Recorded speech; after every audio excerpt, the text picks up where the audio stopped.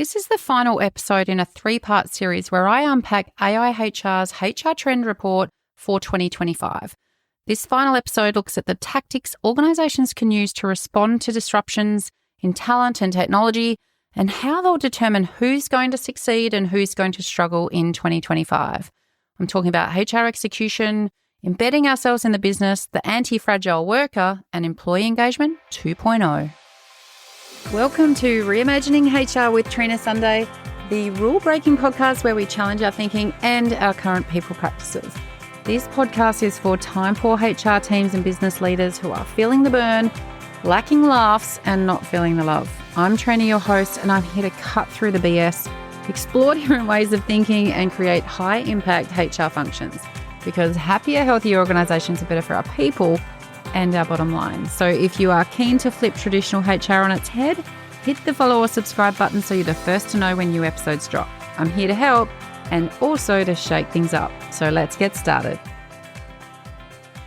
This is the final episode in a 3-part series where I'm looking at the AIHR HR Trends Report for 2025.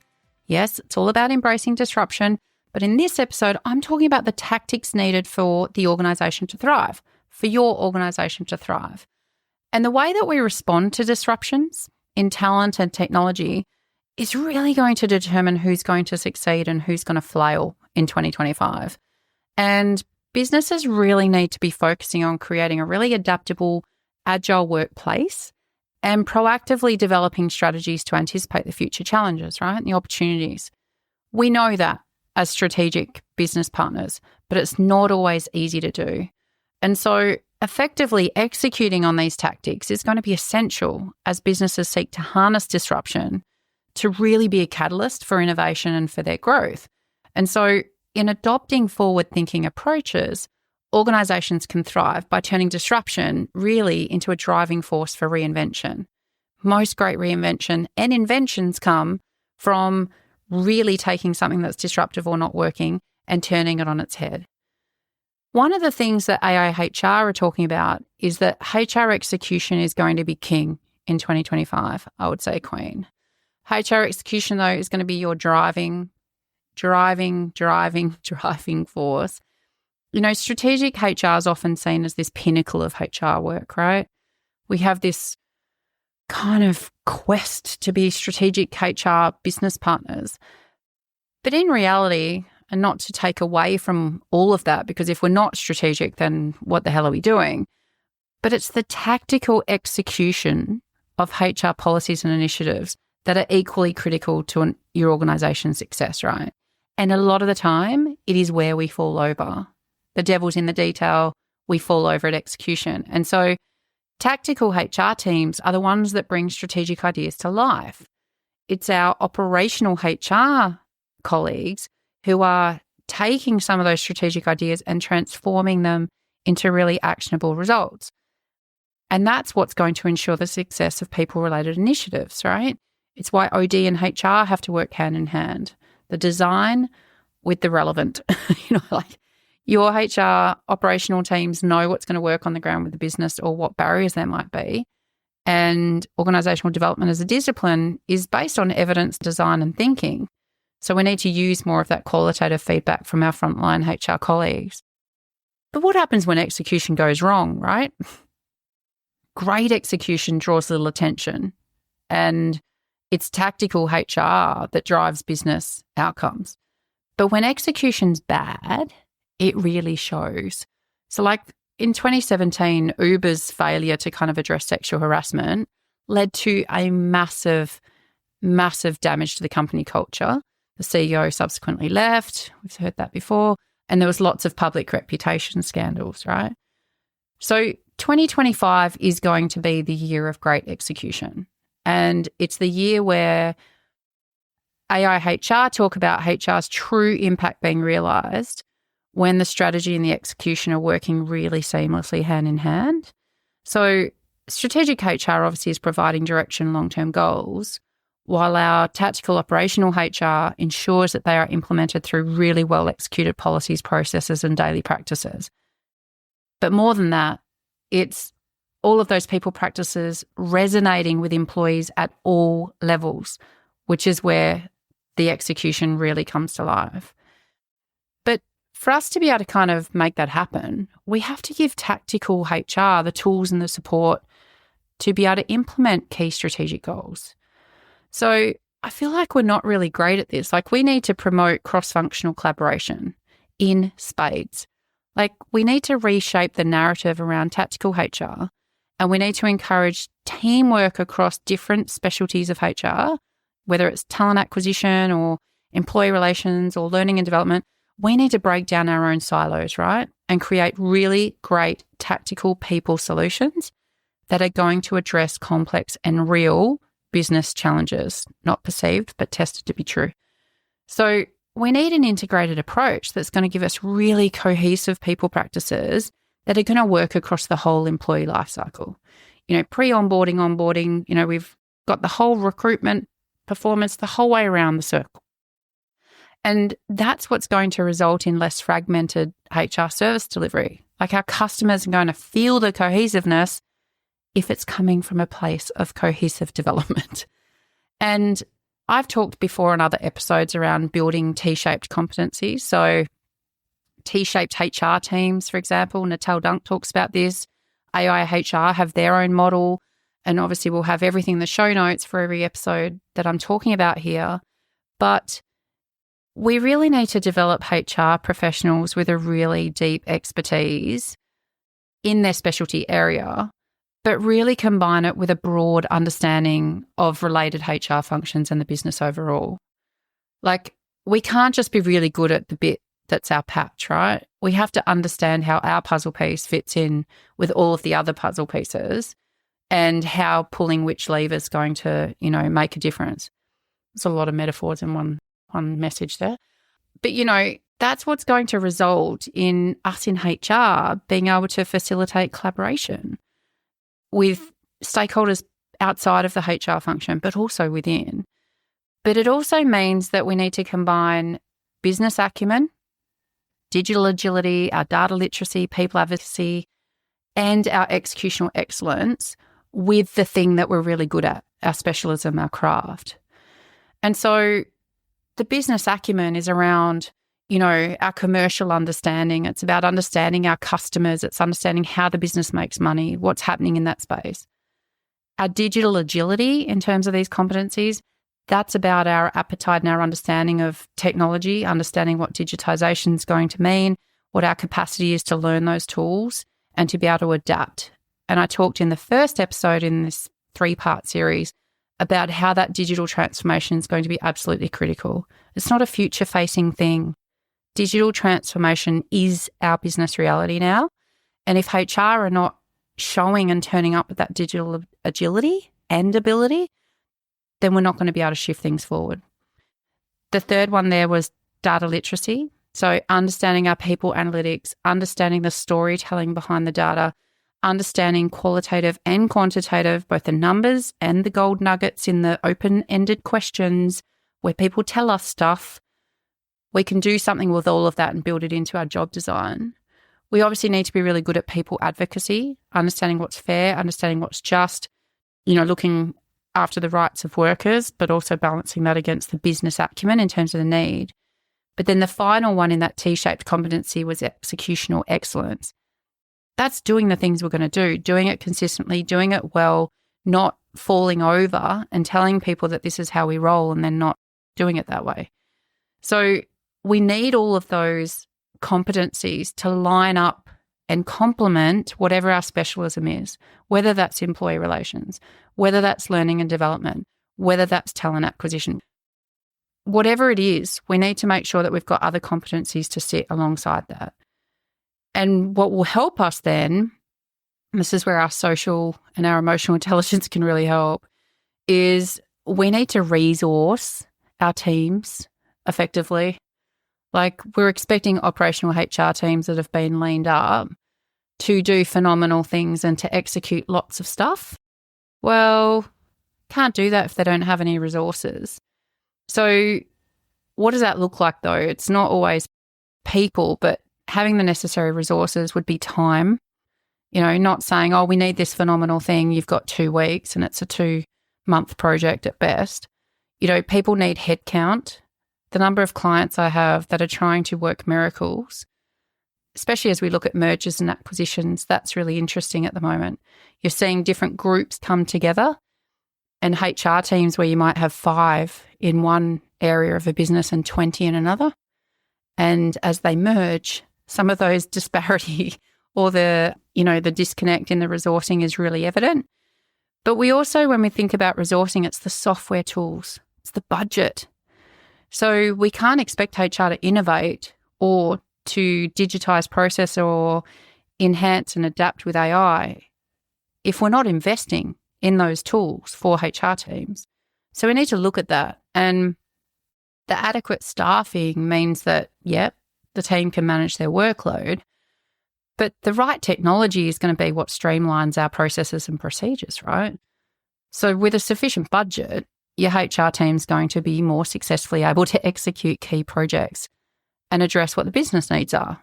Makes sense, right? Not sure why we have to say it over and over.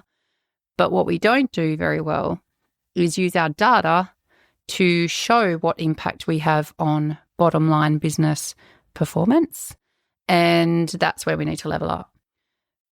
When we're looking at our resources, we know that chatbots also drive efficiency, right? And the Boston Consulting Group used a reference, I think, where they talked about balancing human and AI strategy so that it can boost HR productivity by 30% and dramatically improve self-service capability. So taking out all of those queries to HR that someone can look up themselves, all of that, how do I do this thing? People can navigate that themselves. Talk to the chatbot to help get them to the policy, to the resource, to the form, to the system where they can do what they need to do so that HR can then focus on the things that they need to focus on. And so all of these things are elements around how we can resource tactical HR teams, and maybe having a chatbot is going to be what's going to help you. But I have lots of resistance to that in HR forums that I'm in, where it's kind of we're in human resources and we're taking the human out and we're replacing ourselves with a robot. Someone calling you and asking, where do I find Form 1.6 leave application is not a quality connection moment in my mind. They're not the moments that matter. And so I embrace the idea and the concepts around chatbots, automation and AI in the spaces where we are not having meaningful connections or making a meaningful difference. I don't mean at a time where someone needs us and they need the human touch and we're like, oh no, talk to the chatbot. That's not what I'm talking about here. And so I think by actually embracing chatbots as an opportunity to get people access to information essentially, then that frees us up to do the more impactful work. And so with that, there's lots of customers that I know, and AIHR have talked about this as well, is looking at embedding their HR professionals in the business. And so CHROs are regularly attending board meetings, and 43% have reported an increase in their interactions with the board. In addition, CEOs agree that HR will be more important to the business in the future. So everyone's saying that 2025 is the year of HR going beyond being an advisor and being a really integral part of the team that they support. And I see that as a really unrealised potential, to be honest, and probably something I've been talking about for 10 years also, to be honest, since I started kind of and left Australia to do the work that I was doing overseas in 2014. But there is a big gap that persists between HR's strategic potential and our perceived contribution to business outcomes. So to close the gap, we're now starting to see a rise in HR teams actively participating in business solutions rather than pushing HR solutions for the business. And so that's design thinking. That's looking at us solving the right problems, testing what the business problem is before we design our solutions. And really that it's the people element driving a business strategy, not driving a HR agenda, right? And for us, if we're embedded in the business, then we can be driving excellence by using our role to increase how we're linking it all together. Like our role is increasingly intertwined with the business unit's core operations. People are what makes businesses work and what makes businesses profit. And so our role in HR is becoming increasingly woven into that. And so by embedding HR peeps into operational processes and day-to-day decision-making of teams, HR is ensuring solutions and policies that are integrated with the business processes and aligned to the way they do work to meet the goals that they need to meet. And there's always been this kind of debate around centralised versus decentralised HR business partner models, for example. But I think there's an element of both that's needed here. Embedment helps you build relationships, understand a business, and understand what the real pain points are that are happening on the ground for your operational workforce. But at the same time, you need to remain connected to your HR peers and your broader HR portfolio to understand the impact and your collective impact, where you're going to need to be moving in the same direction to maximise the impact for the organisation, not all going off and doing everyone's own thing, right? And so there's a requirement for us to be able to get that balance right. And so when we look at it, I think really it's HR becoming a really key part of the business value chain. But for us to be really valued beyond us being the HR people, we need to upskill beyond our core HR skills. So effective upskilling means developing that T-shaped HR professional that I talked about, where we have these phenomenally powerful skills that sit across the top of the T. That's where the business acumen is, our digital ability, our evidence-based decision-making, our people advocacy, and our execution excellence. Those sit across the top of the T, right, horizontally. If you go down vertically the T, that's where your specialism is. Talent acquisition, employee relations, people analytics, HR business partnering, whatever your specialism is, that's what's down the vertical aspect. But for us to have both a deep expertise in our specific HR area, but also a broad understanding of business operations, culture, and data, we need to blend them both. And by blending the skills, it's going to allow us to create more tailored people-centric solutions, right, that are actually going to solve problems and help the business. So we will need to implement cross-department rotations in my mind. I believe that we need to be getting first-hand experience in really different aspects of the business. Go work in IT for a bit. Go work in finance for a bit. Go get on the tools for a bit. Not really, but you're going to be in the environment because obviously there's safety issues. But the spaces that you can be in, those are spaces you should go into. And so by upskilling beyond core HR skills, you will be able to demonstrate the value that you will add to the business. And for me, it's about moving away from some of these generic HR programs then. Like we need to intentionally break down the silos between HR and the business by obviously working with the people managers. But we need to be able to tailor initiatives to meet different needs. It's not the one size fits all.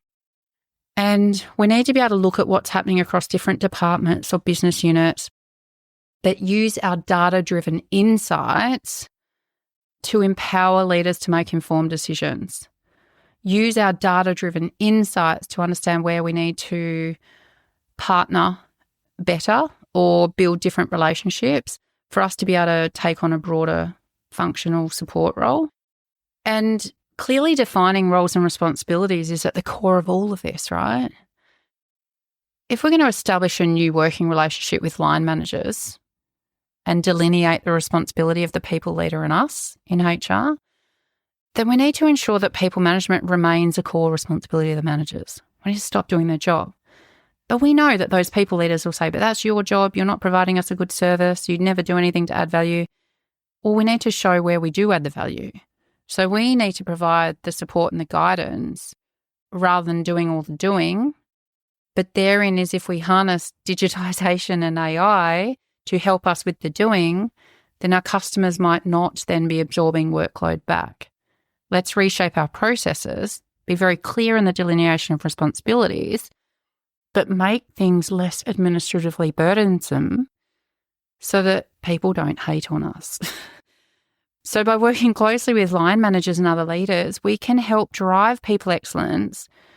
And those are things that are going to enhance the organisation's effectiveness, meaning getting outcomes, employee engagement, and strategic business alignment. We're going to put our effort in the right place at the right time to make sure things are happening. And we know, for example, like if we look at that delineation, like more than half of CHROs that AIHR have surveyed or have data on, they want to shift decision-making power in HR processes completely over to line managers. Over half of us are saying that, which means that we don't have that delineation of responsibility right. But part of what's complicating that is that we've got really misaligned perceptions about who should be doing what, right? So 80% of C-suite members, they believe that their managers are able to manage employee relations issues, but probably only 40% of us share that view. So I don't know how often you had thought, oh, well, we can't have the manager do that. They're going to mess it up. We'll end up in Fair Work. Or, well, how do we bridge the gap? If we've got this misaligned perception and we think managers should be taking responsibility for X, well, how do we equip them to take responsibility for X without us creating a massive issue for ourselves and the organisation?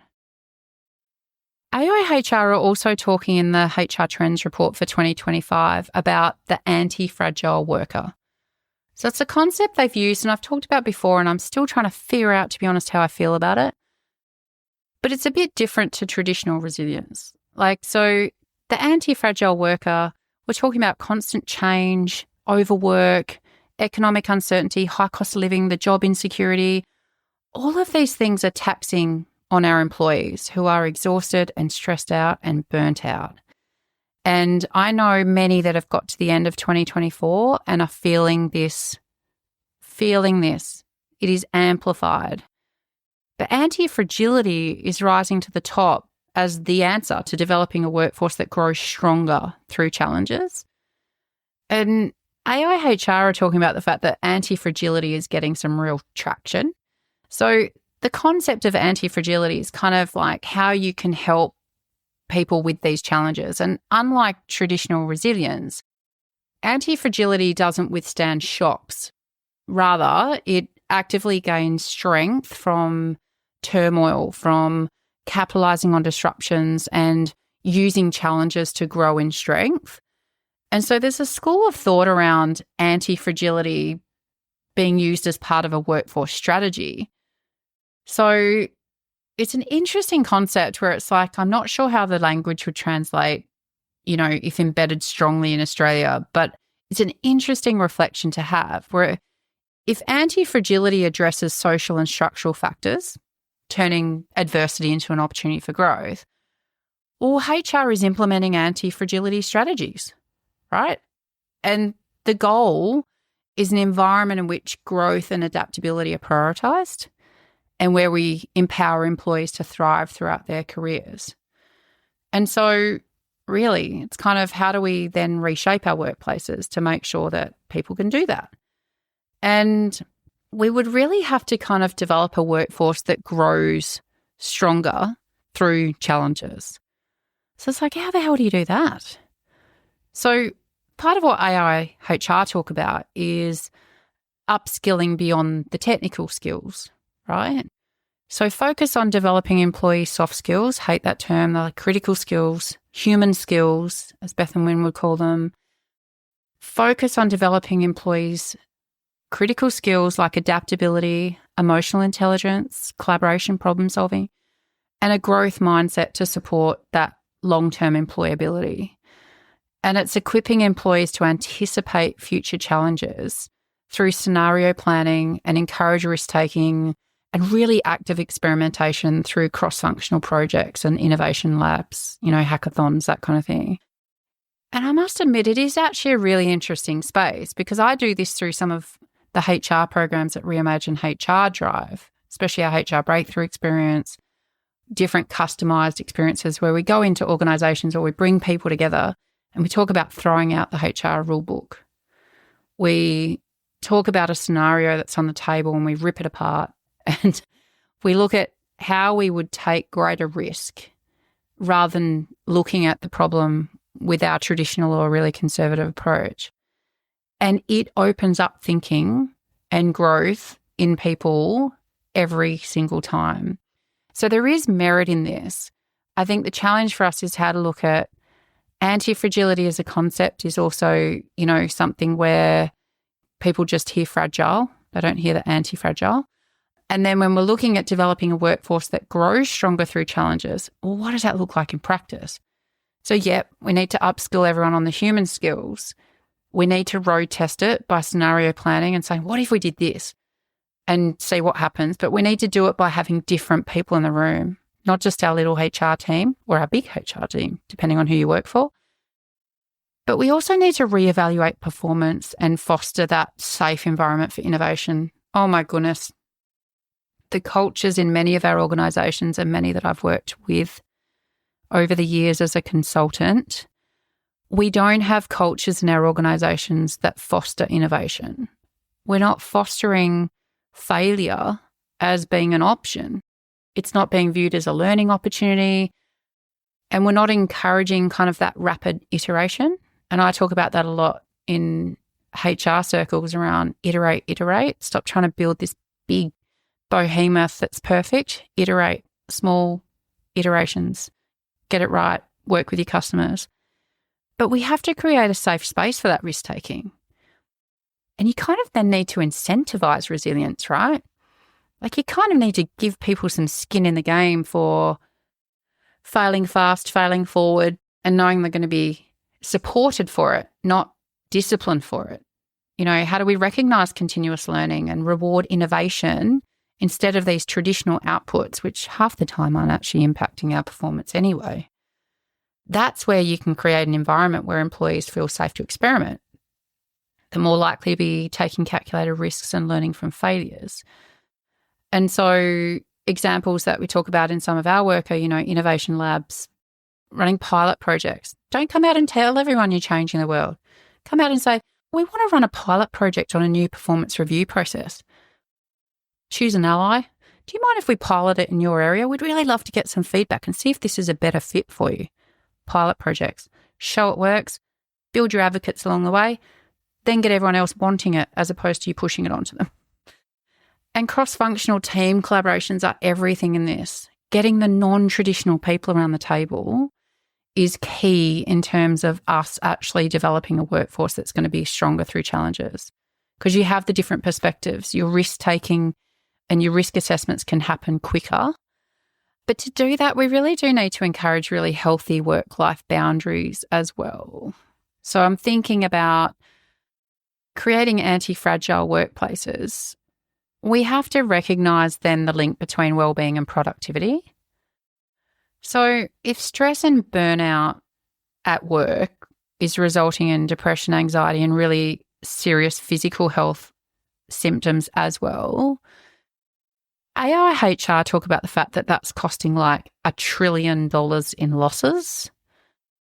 And we've worked back through some of the source data. Like, it is huge. And when you do talk to people around the rapid amount of burnout that is turning up in our organisations, I don't know that that's going to be far off, to be honest. But we have to provide employees with the space to recharge and to maintain their productivity and anti-fragility over the long term. And that's a space that I feel like we're not investing in enough. So we know that 4 in 10 people report feeling burnt out at work. Like, it is a growing workplace crisis. And I did a burnout episode on the podcast with Kelly Swingler recently.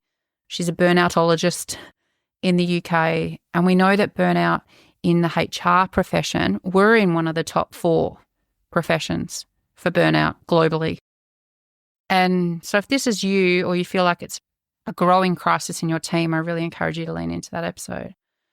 But we know as well that as this kind of evolves, employee satisfaction is going to decline. Only 43% of workers say their organisations left them feeling better when they left than when they started. Like, only 43% of our workers feel like they've come out the other side of working for our organisation in a better spot than how they came in. So if you unpack that, it's like that's, 57% of workers feel like they are coming out of our organisations worse than when they went in terms of satisfaction and well-being. That's pretty terrible. Our whole mandate from a HR perspective is to try and get that right. And so AIHR are talking about the employee engagement 2.0.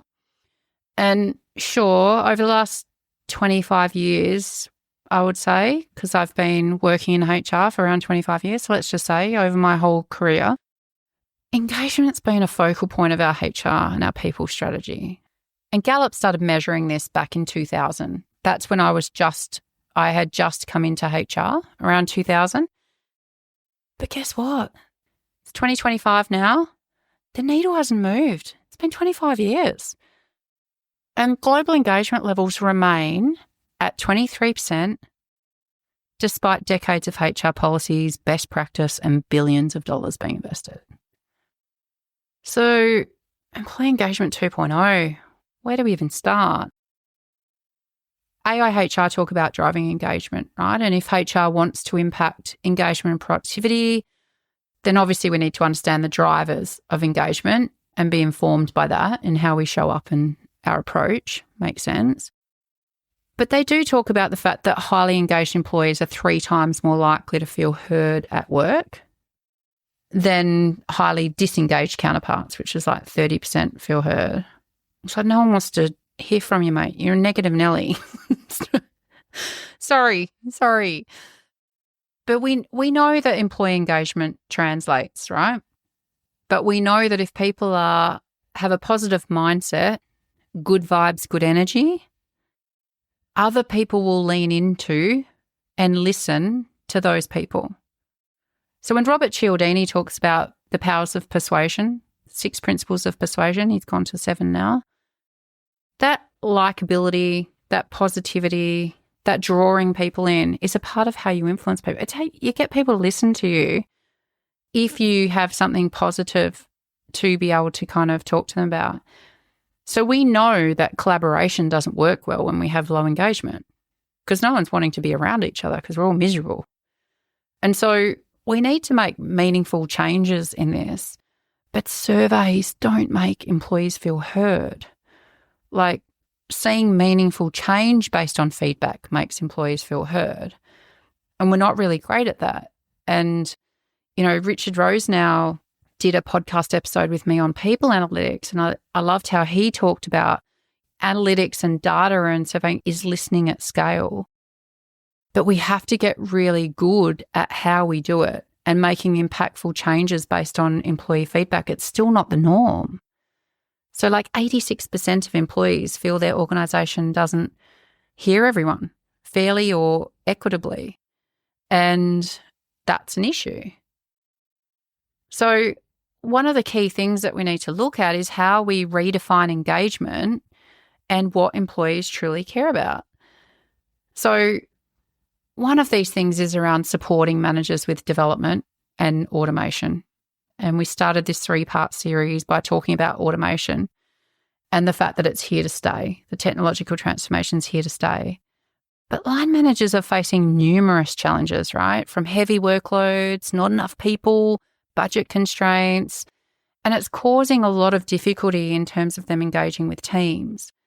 So we need to equip managers with really targeted development programs to enhance both their leadership and their people management skills. But again, we need to give them the tools to streamline the administrative tasks, freeing up the time that they can dedicate to coaching and employee engagement. And give them some skills in that while we're there.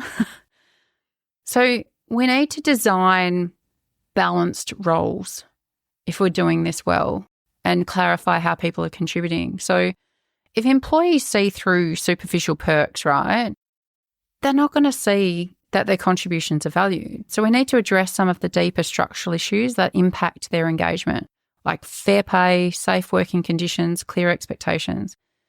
So clearly defining roles with manageable tasks aligned, so not setting people up for failure, and employee skills and organisational needs being aligned to that, then we can benchmark that against competitors. We can guarantee that individual contributors understand their contribution, to the overall strategy and the goals, and that's what's going to boost motivation, right? But we need to communicate that kind of transparently and promptly. We are really time poor with some of this stuff. So by fully understanding and looking at how we want to improve the employee experience, we can keep employees connected and committed, but we need to adopt a really deliberate listening strategy to uncover genuine insights. We need a really robust employee listening strategy. We need various feedback channels. We need stay and exit interviews. Don't just talk to people when they're on their way out. It's too late. Talk to people about why they're going to stay. Stay interviews are the key. No point talking to people that are halfway out the door. Talk to the people you've already got and what will it take for you to stay here? What will it take for you to feel great about the work you do here? And redesign our employee value propositions around that accordingly. That's where we can implement things that truly reflect the employee experience. What's on the label matches what's in the jar. And we know that this costs us a heap of money, right? And I talked with Claire Sieber about this on a previous episode as well, but it's this high price of disengagement. Disengaged employees are costing $8.8 trillion in lost productivity worldwide. $8.8 trillion. And so what we know is that to improve that, our managers are going to be key, because managers make or break their teams, right? Don't leave the organisation, people leave their manager. And Gallup data shows that it's 70%. So 70% of team engagement variances, so, 70% of the reason why engagement varies across an organisation is determined solely by the manager of that team. Our people managers are everything. They make or break our day, the work we do, our souls. So as we close, let's think about what it takes for organisations to thrive in the face of disruption. The way businesses respond to shifts in talent and technology is going to define who leads and lags in 2025. And so success is going to demand more than resilience, right? It's going to require adaptability, agility, and really proactive strategies to navigate future challenges and to seize emerging opportunities. And disruption isn't just an obstacle, it's an invitation. I see it as an invitation for us to innovate and grow. So for HR, this means championing that forward-thinking approach, right? Transforming challenges into catalysts for reinvention and progress. What if HR can embrace and harness the power of disruption to create a workplace that thrives on change and innovation? Imagine that. Before you go, this was the final episode of a 3-part series looking into AIHR's HR Trends for 2025 report. We looked at a lot of things in here, so check out the first 2 episodes and see what's ahead for you in 2025. And we'd really like to know what scares the shit out of you and what resonates the most. Thanks for tuning in and leaning in to this week's episode as we look to reimagine how we show up for our people, organisations and community. Reach out to us via our website at reimaginehr.com.au with your HR horror stories or suggestions of people you'd love to hear from or topics you want to explore. It's all about people, purpose and impact, and we are here for all of it. Until next time, take care, team.